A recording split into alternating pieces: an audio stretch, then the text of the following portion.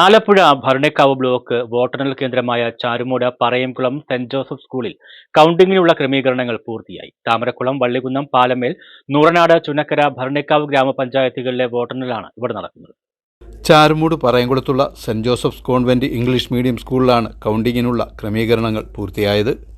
Bharanikkavu block പരിധിയിലെ താമരക്കുളം, പാലമേൽ, നൂറനാട്, ചുനക്കര, വള്ളികുന്നം, ഭരണിക്കാവ് ഗ്രാമപഞ്ചായത്തുകളിലെ 213 ബൂത്തുകളിലെ കൌണ്ടിംഗാണ് ഇവിടെ നടക്കുന്നത്. വോട്ടിംഗ് മെഷീനുകൾ സൂക്ഷിച്ചിട്ടുള്ള സ്ട്രോങ് റൂം പോലീസിന്റെ കനത്ത സുരക്ഷയിലാണ്. സ്കൂൾ ഓഡിറ്റോറിയത്തിലാണ് കൌണ്ടിങ്ങിനുള്ള ക്രമീകരണങ്ങൾ പൂർത്തിയായിട്ടുള്ളത്.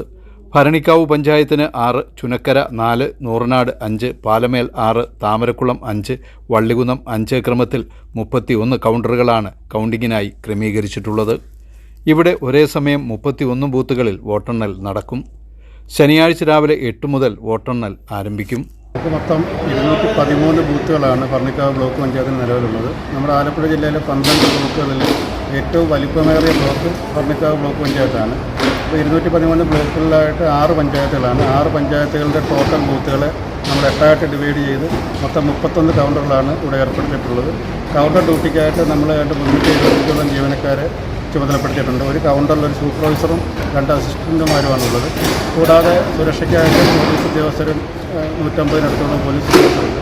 ഇവർക്കെല്ലാം രാവിലത്തെ ഉച്ചയ്ക്ക് ഉൾപ്പെടെയുള്ള ഭക്ഷണം ഉൾപ്പെടെയുള്ള എല്ലാ ക്രമീകരണങ്ങളും ഭരണിക്കാവ് ബ്ലോക്ക് പഞ്ചായത്തിൻ്റെയും നമ്മുടെ RO-യായ RDDയുടെ നേതൃത്വത്തിൽ ഏർപ്പെടുത്തിയിട്ടുള്ളതാണ്.